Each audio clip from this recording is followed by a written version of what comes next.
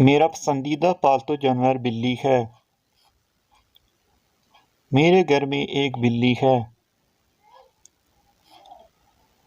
ये बहुत प्यारी बिल्ली है।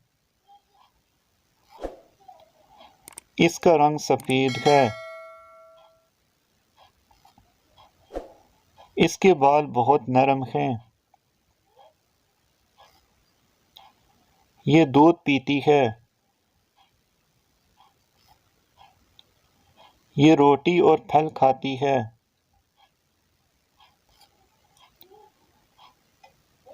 मेरी बिल्ली की आंखें बहुत चमकदार हैं। ये हर रोज़ मेरे साथ खेलती है। इससे किसी को तकलीफ़ नहीं होती। मज़ीद वीडियोज़ के लिए आप हमारे चैनल को सब्सक्राइब करें। शुक्रिया।